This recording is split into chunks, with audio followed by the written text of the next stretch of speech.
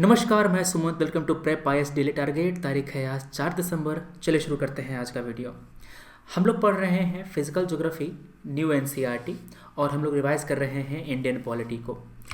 आज हमें कवर करना है चैप्टर नंबर 8 और 9।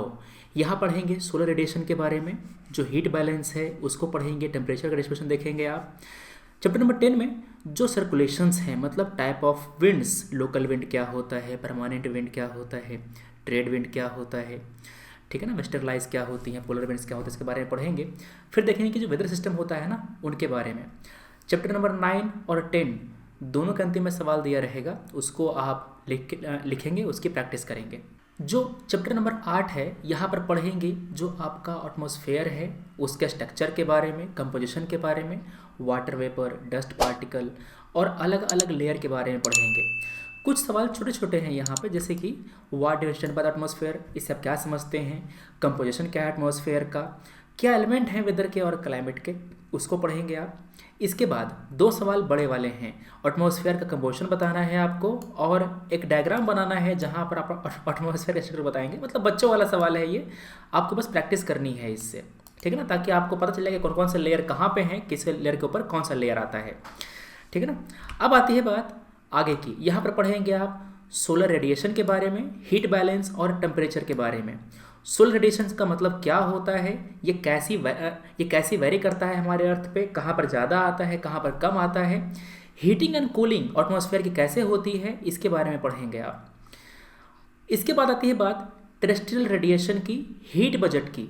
पृथ्वी पर जो भी हीट आता है वो सभी यहाँ पर रहता नहीं है, कुछ समय के बाद वो लौट जाता है, जितना आया उतना चला गया।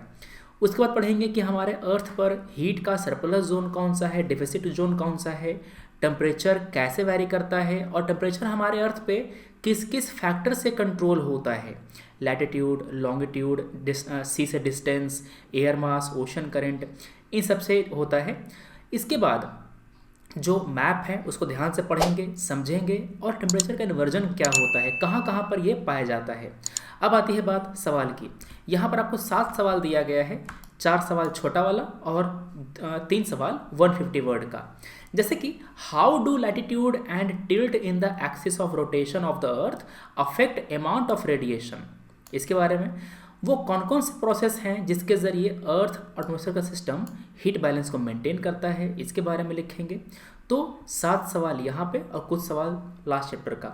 बच्चों वाला सवाल है, अगर ये नहीं हुआ तो फिर समस्या की बात है।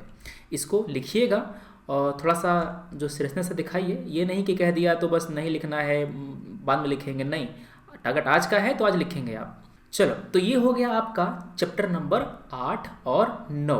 10 नंबर हम लोग कल पढ़ेंगे, ठीक ना। अब आती है बात आपके रिवीजन की। इंडियन पॉलिटी में आप चैप्टर नंबर 14 रिवाइज करेंगे। ये बातें करता है सेंटर स्टेट रिलेशन की।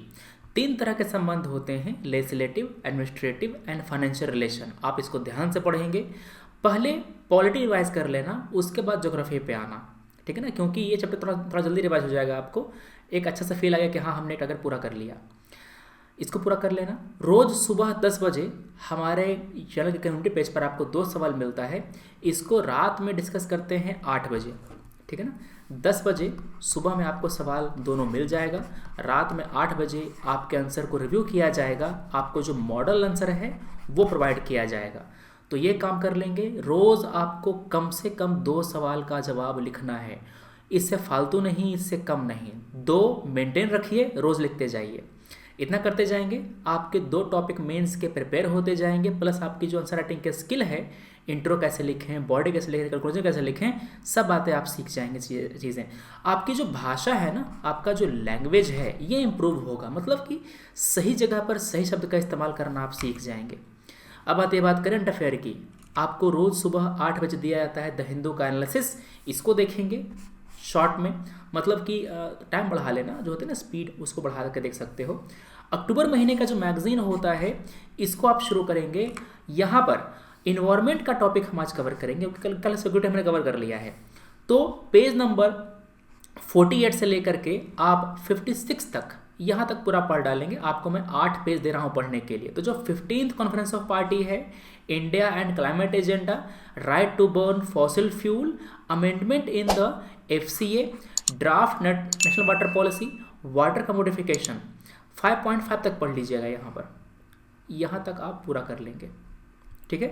तो ये बातें आपके होंगे 5.1 से 5.5 तक। ऑप्शनल पढ़ेंगे आप। ऑप्शनल में आप देखेंगे कि कम से कम 1 घंटा आप इसको कवर कर लेते हैं, और आइडियली आप 2 घंटा कीजिएगा। 2 घंटे से ज़्यादा नहीं, 2 घंटे से कम नहीं, ठीक है।